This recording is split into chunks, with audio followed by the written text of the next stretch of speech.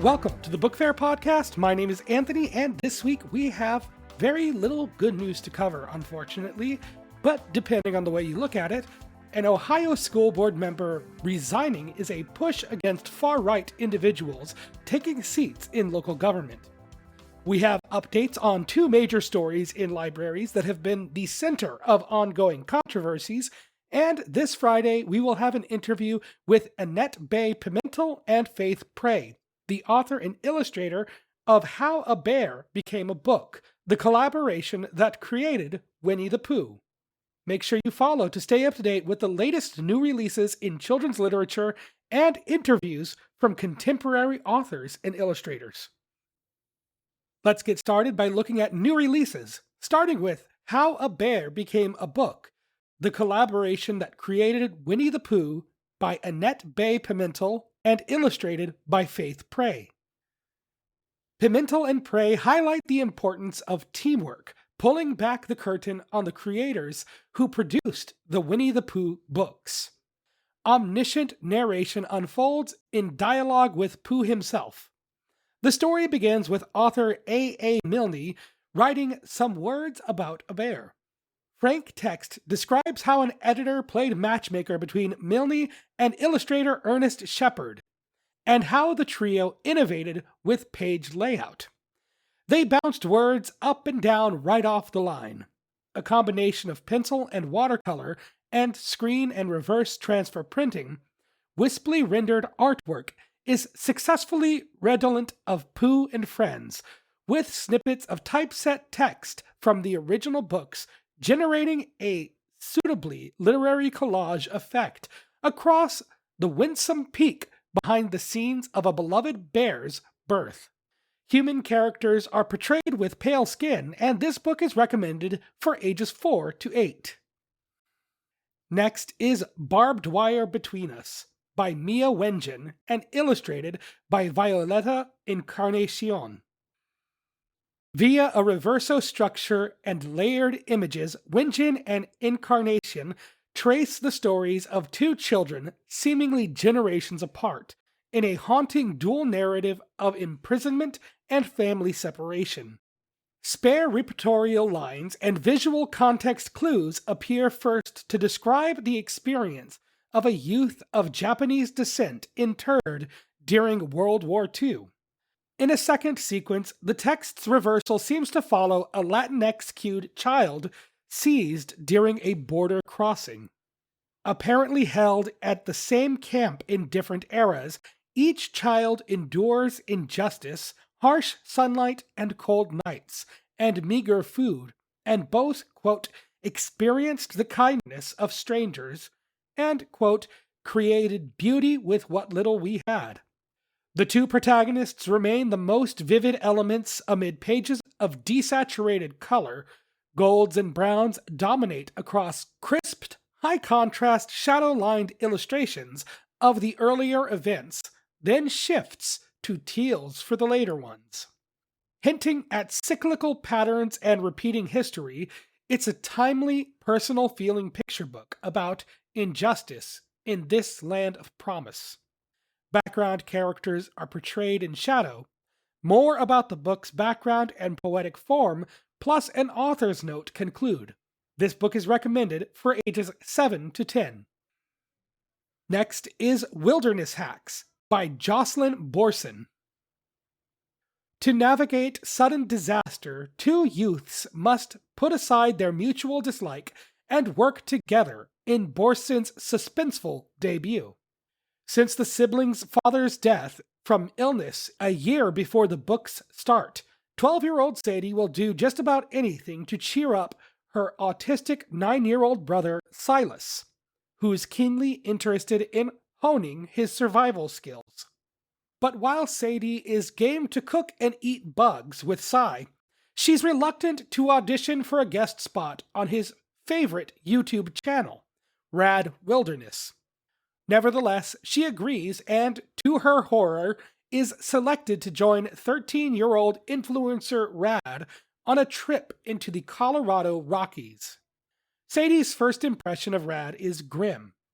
His charming persona is an act, and he hides behind clever camera cheats to make himself look like a seasoned survivalist. The kids' skills are put to the test, however, when an earthquake turns their guided whitewater rafting trip into a deadly battle against nature. The white-cued leads' alternating POVs, rendered via urgent, experience-informed prose, immediately establish contrasting personalities and reveal deeper facets of each character's internality. Heady topics such as injury, grief, and death are handled with grit and grace across a rip-roaring plot, resulting in a gripping adventure. This book is recommended for ages 8 to 12. Next is In-Betweens by Faith Erin Hicks. In 1999, two artists eager to pursue careers in animation must reckon with the reality of the dreams they once idealized in this big-hearted graphic novel from former animator Hicks. Though they sometimes feel like opposites, tween twins Ash and Sloane have always shared a love of drawing. When both girls are accepted into a summer program at Ormdale College, a prestigious Canadian animation school, gregarious Ash finds herself looking forward to meeting new kids who also like creating, while reserved Sloane worries that taking art more seriously could turn drawing into a hardship rather than a joy. Upon arriving at Ormdale, the pair struggle to navigate self-doubt, misogynistic mentors who discount the work of female students, and finding their own artistic vision. As differences in their attitudes threaten the sanctity of the twins' relationship, they must rely on new friends to rediscover their devotion to the craft and each other. Warm and expressive illustrations render this passionate ode to hand-drawn animation, named for the transitional images between keyframes at neither the end nor the beginning of the action. It's at once a love letter to creativity and the bonds of sisterhood, as well as a clear-eyed glimpse into the highs and lows of being a working artist and a woman in a male-dominated field. Ash and Sloane have pale skin, and this book is recommended for ages 10 to 14. Next is All That Chandi Knows by Khushbu Patel. Patel draws on personal experience, as addressed in an author's note, to deliver an immersive 1999 set verse novel, which is her middle grade debut. Since the strict social mores of 12-year-old Chandi Desai's Indian home dictate that traditional households be comprised of a mother, a father, and 2 sons, Chandi knows her family is considered unusual, especially because her mother, Dia Masi, lives with Chandi, her older brother, and her parents. Because Chandi shares a bedroom with her aunt, the tween is privy to a terrible secret. Her father and Dia Masi are having an affair. As the only one in the know, Chandi believes it's her responsibility to stop the liaisons. With her departure for a prestigious boarding school fast approaching, Chandi also contends with shifting friendships. Her half-Tamilan and half-Muslim bestie is moving away, and she's unsure if her crush reciprocates her feelings. Straightforward, free verse portrays raw emotions as, via Chandi's keen perspective and a vividly rendered setting, this forthright read showcases how religious, gender, and cultural expectations, among other socio-political topics, impact relationships and self-perception. This book is recommended for ages 10 and up. And the final title to highlight this week is The Celestial Seas by T.A. Chan. A spacefaring teenage ship captain travels the cosmos seeking vengeance in Chaz's exhilarating Moby Dick-inspired debut. 18-year-old Ishara Ming's primary job as captain of the whaler Dorado is to hunt sentient, self-sustaining spaceships called Mobies. and deliver them to a collector for payment.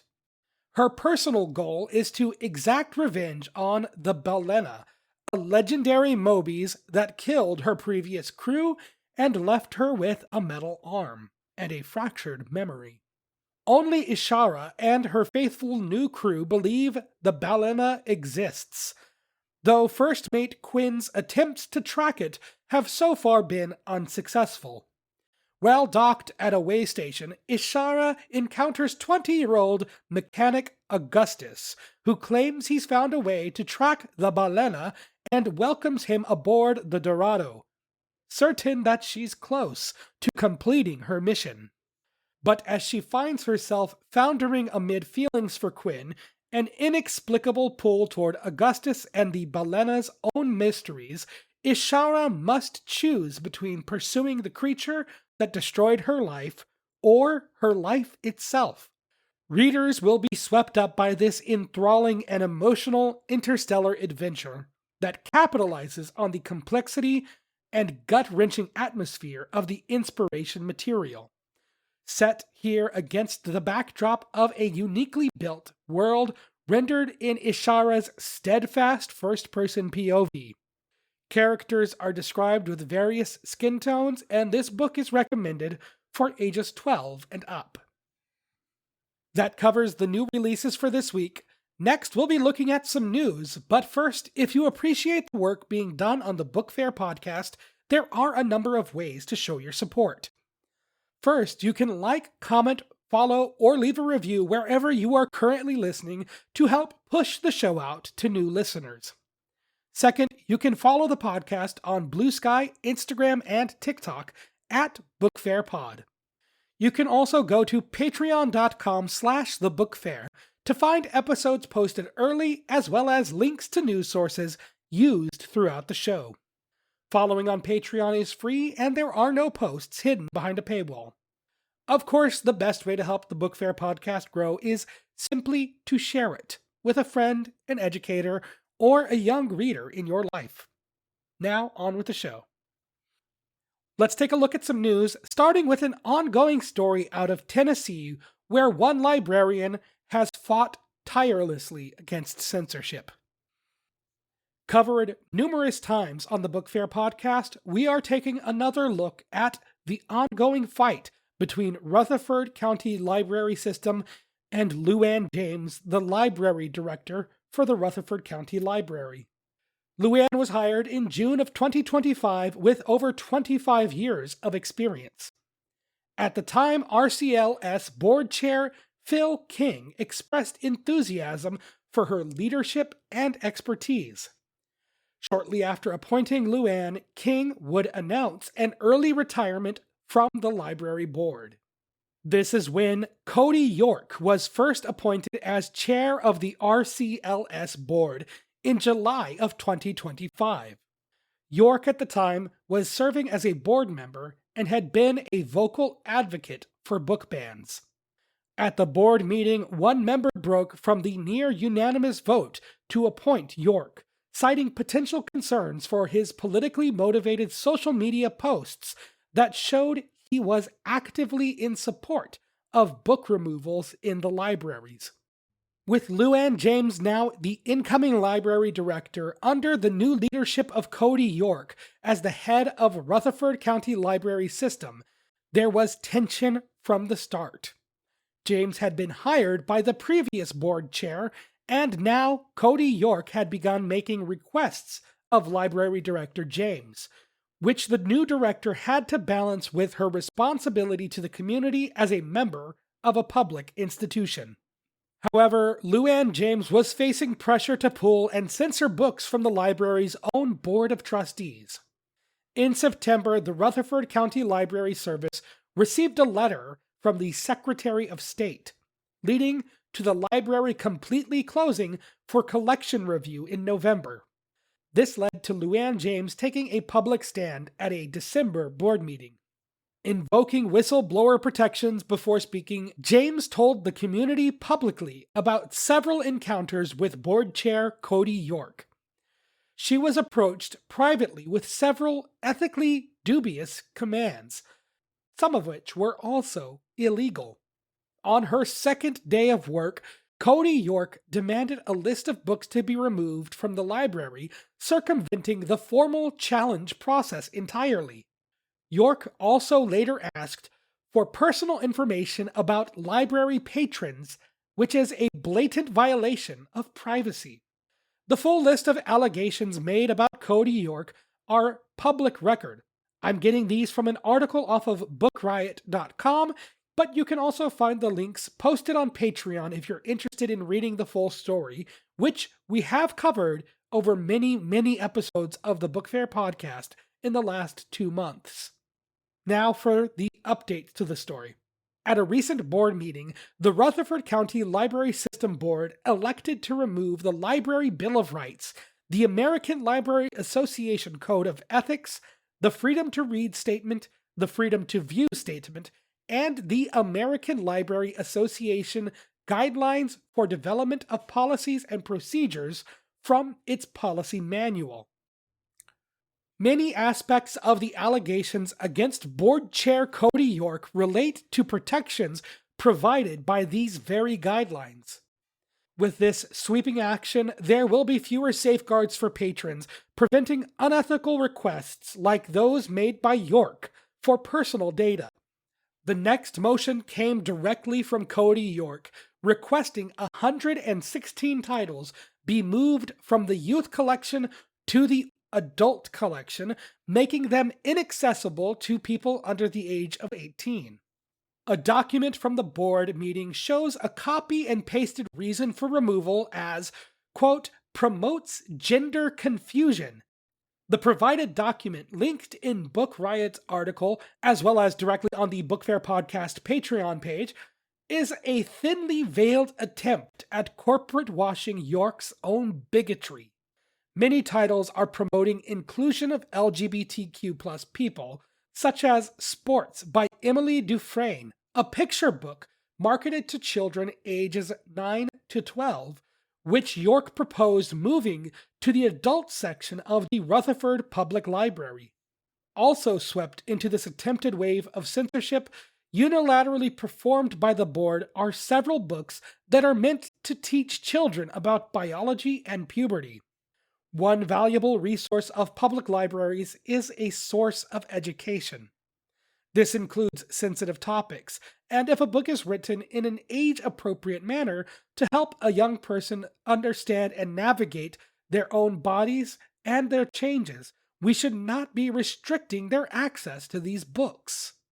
Again, Luanne James stepped in, stating she will refuse the board's direction to relocate these titles. With James refusing to comply, an emergency meeting was called. A tipping point has been reached in Rutherford County, and community members came in droves as the board deliberated over the removal of Luanne James as library director. With dozens speaking on both sides, both in support of removing books and opposing the relocation, the board broke into private session with an attorney before ultimately holding a public vote to terminate Luanne James. She was then escorted from the meeting by deputies. From Tennessee to Alabama, this next story is an update to the APLS, where they are bringing on a new staffer to help comply with new administrative code changes. The Alabama Public Library Service Board will hire a person to assist libraries as they try to comply with new content restrictions imposed by the board. The restrictions in question include a measure to restrict content for minors with gender ideology, a term that the board has not adequately defined. Local libraries across the state have complained that the administrative code changes were vague and difficult to understand. In an interview, John Wall, chair of the APLS board, said, quote, "We want to create a position to make sure we have the resources to support our local libraries. We especially want this position to be a resource for local libraries when it comes to the new code changes. If there are any questions, any confusions, they have someone they can ask, get clear guidance where they don't have the information directly from APLS." End quote. Libraries have said it is difficult to comply with all the changes to the administrative code, because reviewing library content and evaluating them against the updated code can be subjective. According to a survey conducted by the Alabama Library Association, most libraries who responded have said that the APLS approved their policies when they submitted them after the first set of administrative code changes were finalized, meaning that this new position may not be necessary as the board is not objecting to library directors' abilities to evaluate their collections under the new policies. For our final story this week, let's take a look at some good news. A Southwestern Ohio school board member has resigned after social media posts were discovered in which he praised Nazis. The opening line says it all. Dan Smith resigned last week from the Little Miami Board of Education. His resignation ironically coming just weeks after the board removed a poster that reads, "Hate has no home here," from being posted in a district classroom. Some of Smith's posts include a post to Threads that plainly said, quote, "What's wrong with Nazism?" End quote. Another post said, quote, "People not on the JUICE payroll know that the U.S. fought on the wrong side of World War II," end quote, where JUICE was referring to Jewish people, circumventing social media automated moderation. Smith gave a public comment with his resignation, saying, quote, "I want to be clear that those posts do not accurately reflect my beliefs or my respect for all members of our community. I reject anti-Semitism and hatred in all forms, and I take responsibility for the impact my words have had." End quote. Often, people will give grace to old social media posts, and so far I have covered 2 of Smith's problematic posts. However, that does not give an accurate scope of the content he has attempted to disavow with his resignation. Just before being elected to the board, he posted, quote, "Trump is not doing what Hitler did for the economy and society. Hitler did it better. Stop vilifying Hitler when you people are the cause of his rise to power out of necessity." End quote. His half-hearted apology only came out because he was caught. He served on the school board for his community, making decisions that impact people around him and their children. It is overwhelmingly positive news to know that hate truly has no home here. The board met and appointed an interim board treasurer and are now considering how to fill the now vacant seat on the school board. This will conclude another episode of the Book Fair podcast. Coming this Friday, we will have an interview with Annette Pimentel and Faith Prey, the author and illustrator duo behind How a Bear Became a Book, the collaboration that created Winnie-the-Pooh. If you'd like to stay up to date with the show, you can follow wherever you are currently listening, or on Instagram, TikTok, and Blue Sky at BookFairPod. If you'd like to help the Book Fair podcast grow, you can also go to patreon.com/thebookfair. Following on Patreon is free, and there are no posts hidden behind a paywall. You can also find links to news sources as well as episodes posted early. Simply add the RSS feed to your preferred podcast platform. Of course, the best way to help the Book Fair podcast grow is simply to share it with a friend, an educator, or a young reader in your life. Thank you so very much for listening, and as always, I'll talk at you next time.